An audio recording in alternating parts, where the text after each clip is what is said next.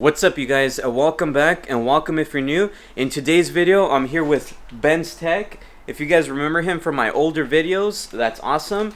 But today we're going to be installing some brand new rotors and pads on the Tacoma. If you guys are in need of brand new rotors or brake pads on your truck, you guys might want to stay tuned for this video. It's going to be for the 2016 and up Tacoma. We're going to show you exactly how to install it. And we're also going to be showing you how to check if you need some brand new brakes or rotors. The rotors that I'm going to be installing today, they are drilled and slotted, and I'm going to have BENZ Tech explain to you why that is a benefit to have. For me, they just look cool. I'll just be honest. I don't really know the actual benefit of having those type, but I'll have BENZ Tech explain to you guys. Let's go ahead and get into the video, and we'll show you how it's done.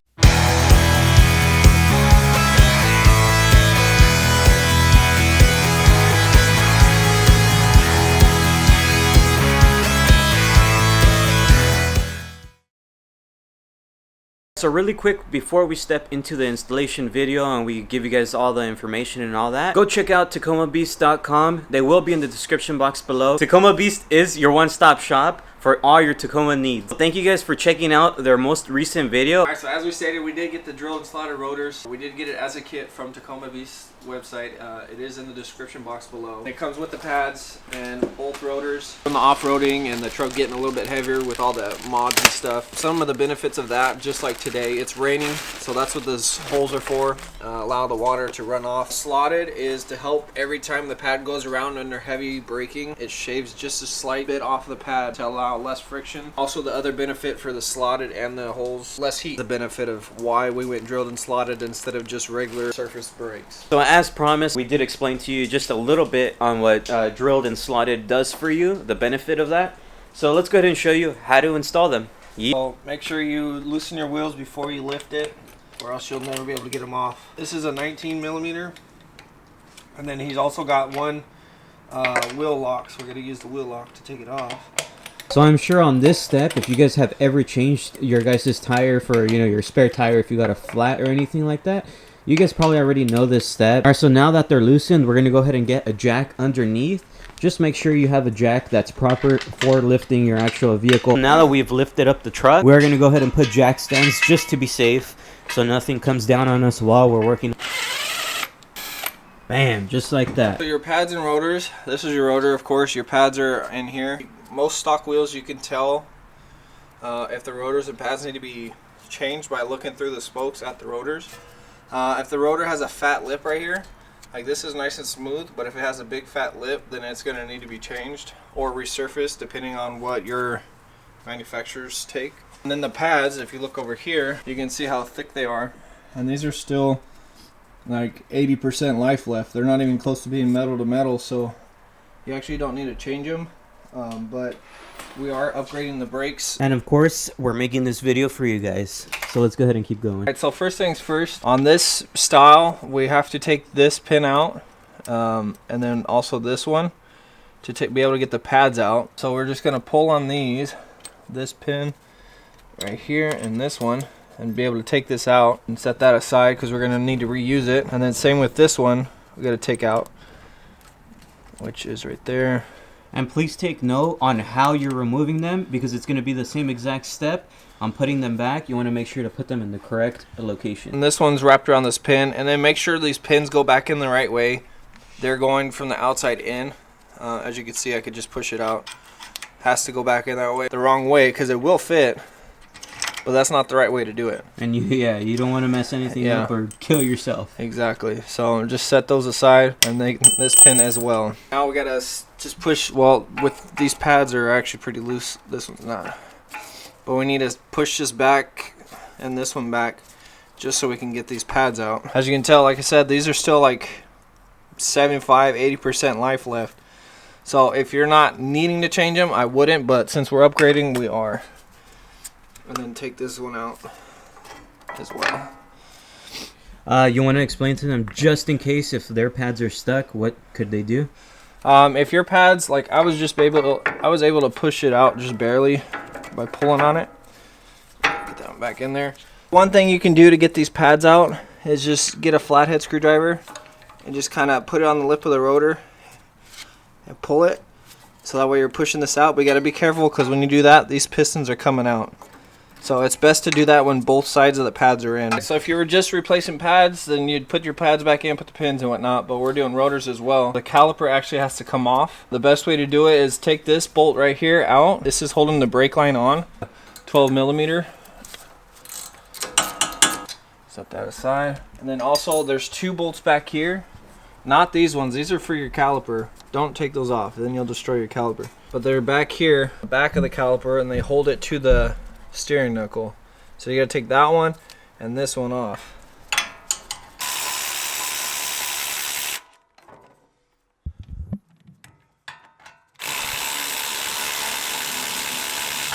And once that's off, this caliper is actually pretty heavy.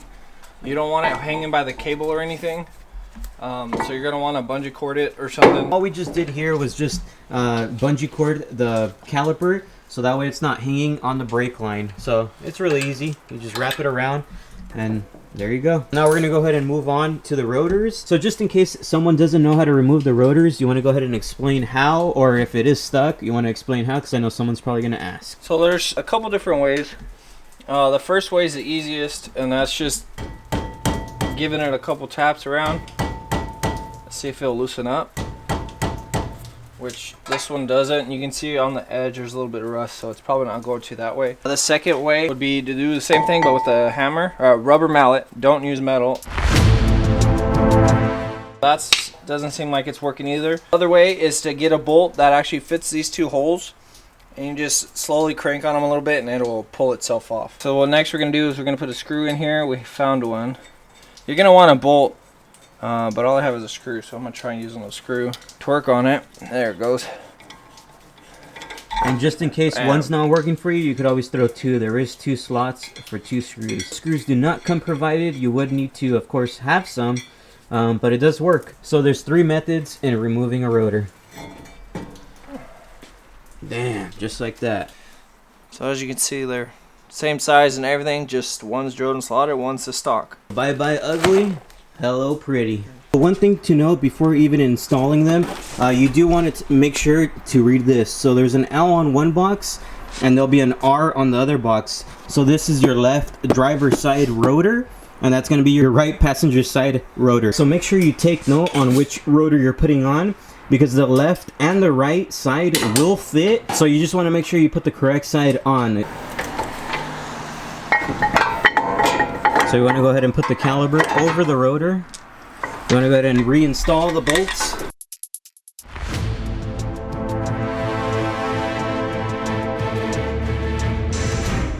Alright, so you want to go ahead and get your torque wrench now and go ahead and torque it down to 91. Once you hear the first 2 clicks, just like that, that's when you know it's torqued down correctly.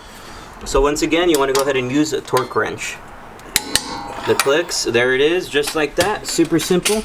Now we're going to go ahead and install the brake pads. So when installing the brake pads, they should just slide in. Just in case they don't, you want to go ahead and get your channel locks and just kind of push in on the caliper, just like that, and now it should insert. So when inserting your new pads, you'll see one has a scraper and the other one does not. The scraper usually goes on the outside. What that does is when it hits your rotor, it'll start making a loud squeak, so you know it's time to change your brakes.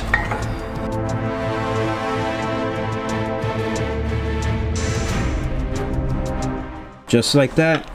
Now you want to go ahead and reinsert the pins like we had stated. You want to make sure to reinsert those in the correct direction. So you put the first pin, it's going to go in through the brake pads, and you want to go ahead and put the bottom one. So for the bottom one, you don't want to insert it all the way yet, because you are going to put the clip in first, just like that. Once you have it inserted, put the clip in the holes, just like that. You want to go ahead and put the pin in the back, just like that. Just exactly the same steps of how you took it off. You want to go ahead and put it back. Easy. So once you've done that, now we're going to go ahead and torque everything back down.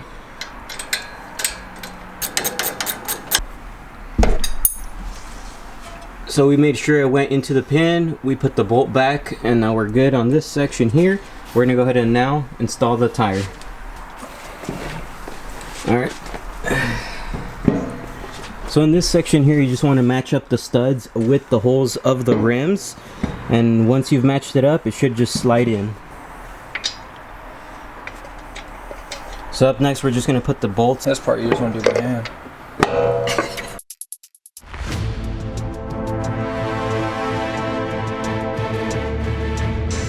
Alright, so when torquing everything down, right now we're just kind of tightening it, but you want to go ahead and do this in an X pattern.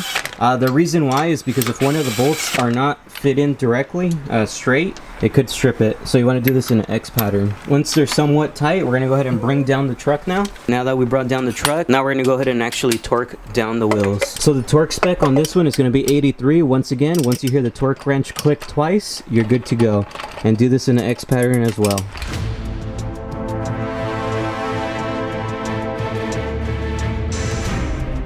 How do you feel? Tired. Them heavy tires. Alright, so now that we've done the right passenger side, you're going to do the same exact steps to the driver's side. Please let me know what you guys think of this in the comment section below. I'll go ahead and show you some more clips once we're done with both sides. Oh, and just so you guys know, Jesse's going to do this side and he can't even get the wheel off, so it's going to be a minute.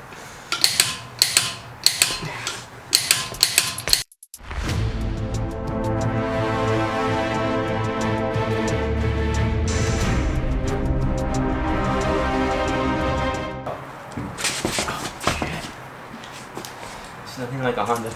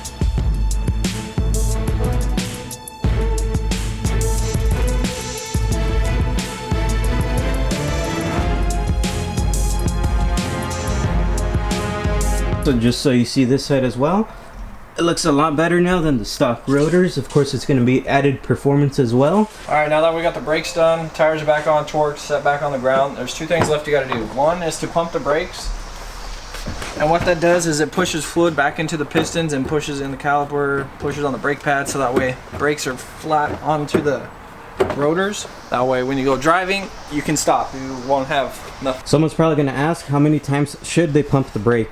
Just pump it until it's hard. It's usually about 2 or 3 times. And then the final thing after that is you just want to check your brake fluid. His is probably going to be good because his rotors and pads were still fairly new. They weren't that far. But if you're like completely dead, bald, or no rotors or pads left or whatnot, you're probably going to need to add some fluid.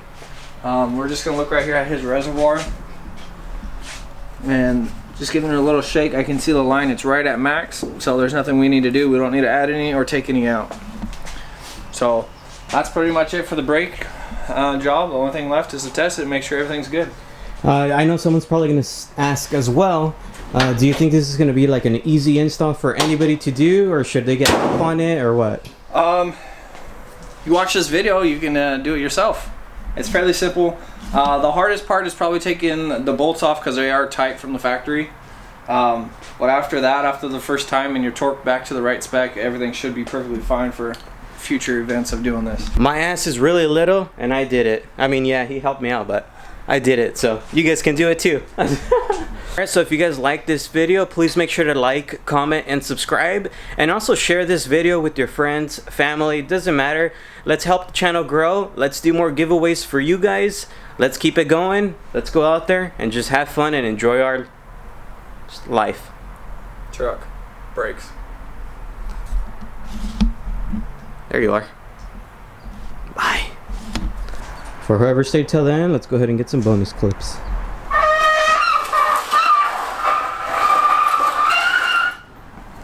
I hope you guys enjoyed this bonus clip here. What? Alright, so now it looks a lot better. And as I keep repeating, I know it's going to add some performance on my braking and stopping. I can't really show you guys a video on if it does help or not. It's just like I said, if you want, do your research on them. Damn, that looks good.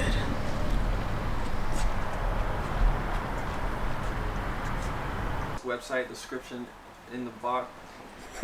You see, when the camera's on you, it makes you tongue twister.